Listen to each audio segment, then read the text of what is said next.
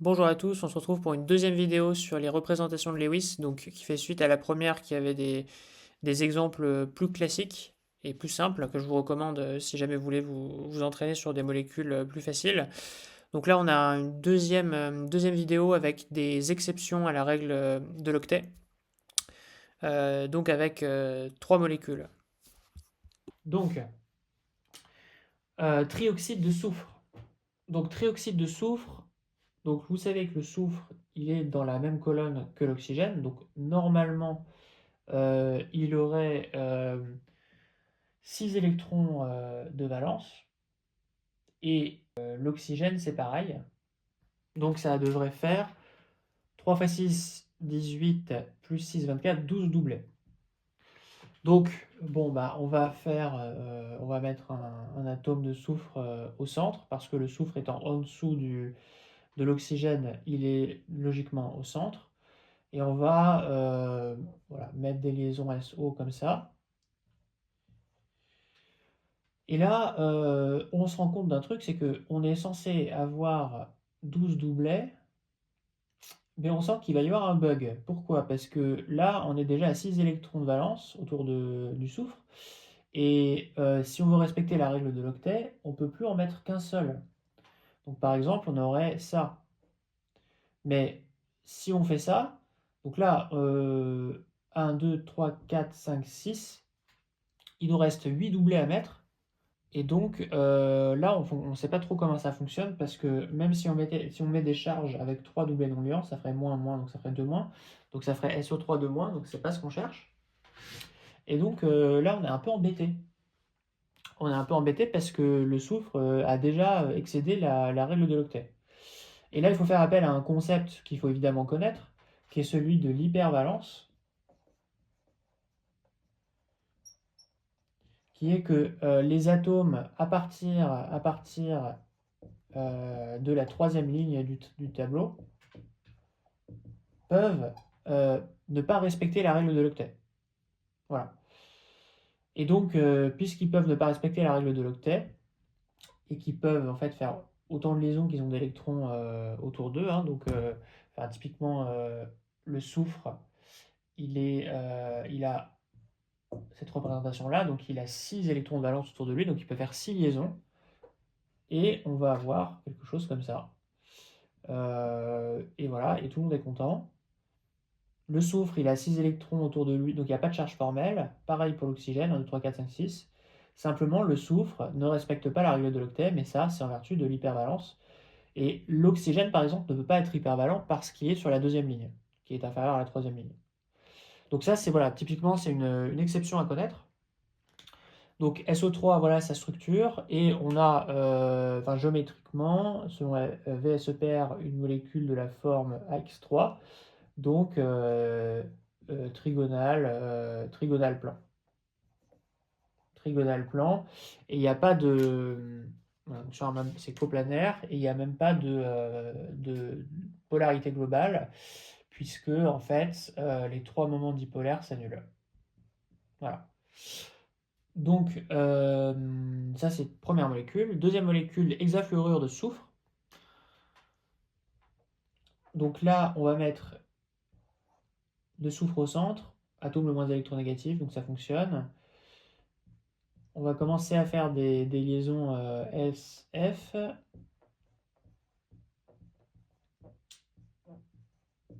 Ok. Et on voit que la règle de l'octet n'est pas respectée parce qu'on a ici 12 électrons et 6 liaisons. Mais c'est pas grave parce qu'on a dit que le soufre pouvait être hypervalent. Donc ça ne fait rien et c'est tout à fait normal. Et donc il ne reste plus que mettre les doublets non liants autour des atomes de fluor qui sont des halogènes. Donc ils ont normalement 7 électrons autour d'eux, donc là c'est bon. On peut vérifier que donc là c'est 6 plus 6 fois 7, donc 42. 42 plus 6, 48. Donc 48, ça fait 24 doublets. Enfin 24, oui, 24 doublets. On peut vérifier que c'est bien le cas. Donc on a les 6 liaisons, et puis on a 3 pour chaque atome de fluor. 3 fois 6, 18, plus les 6 liaisons, 24, donc c'est bon. Donc voilà voilà la représentation de Lewis de l'hexafluorure de soufre. Et on a ici voilà, une géométrie selon VSEPR un peu plus intéressante, du type AX6. Et donc là, on a du M plus N égale 6.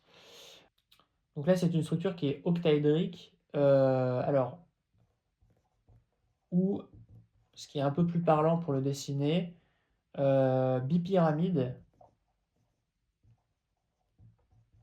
à base carrée. Donc ça veut dire quoi? Ça veut dire qu'en fait, on va mettre le soufre ici. On va mettre les sommets de la pyramide en haut et en bas. Et en fait, la base de la pyramide, ça va être un carré. Donc vous allez voir. Donc en gros, on va avoir deux atomes de fluor devant et deux atomes de fluor derrière. De sorte que ce truc-là, c'est plus ou moins un octaèdre en fait, parce que en fait, donc là vous avez les sommets, et donc vous avez un truc comme ça, donc voilà, qui descend comme ça. Donc là vous avez un carré pour la base, et puis ensuite vous avez la même chose en dessous, donc ça fait comme ça. Voilà. Donc vous avez une sorte d'octaèdre, donc bipyramide, donc avec les deux sommets de la pyramide. Donc S c'est le centre, le fluor qui est tout en bas, le fluor qui est tout en haut, et puis ensuite qui sont avec une base carrée au centre sur le même plan que le soufre. Donc ça, c'est la géométrie selon VSEPR de la molécule d'hexafluorure de soufre. Et bon, on voit bien que ça ne va pas être polaire. Pourquoi? Parce que les moments dipolaires vont se compenser exactement. Et donc, ça ne va pas être polaire, même dans l'espace, on le voit. Donc, par exemple, celui du haut et celui du bas se compensent, et ensuite, ces deux-là se compensent deux à deux. Donc c'est une molécule qui est apolaire. Pareil pour le trioxyde de soufre. Et ensuite, on va finir par H3PO4, qui est donc l'acide phosphorique. Donc je vais faire juste un petit peu plus de place parce que j'en ai pris un peu trop. Donc l'acide phosphorique. Donc l'acide phosphorique, effectivement, on attend 5 plus 4 x 6, 24, 29, plus 3, 32, c'est-à-dire 16 doublets.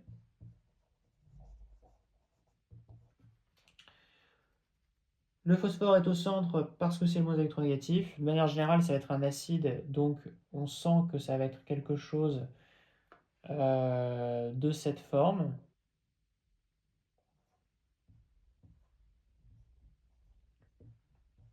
Mais avec 3 hydrogènes seulement. Donc un hydrogène ici, un hydrogène ici, et un hydrogène ici. Et puis pour la dernière liaison, alors là aussi, bah, a priori le phosphore respecte déjà la règle de l'octet, donc on ne peut pas mettre de double liaison ici.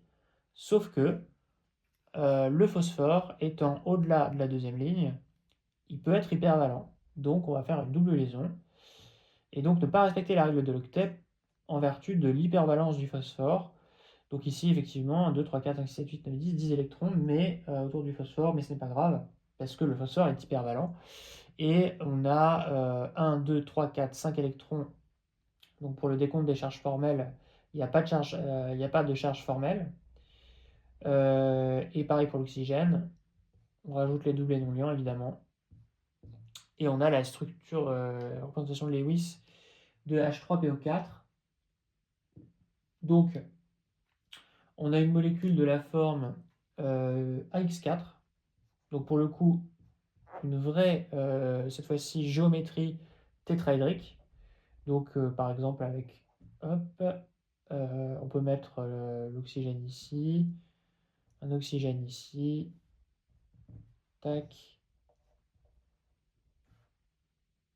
tac, Tac. Donc tétraédrique.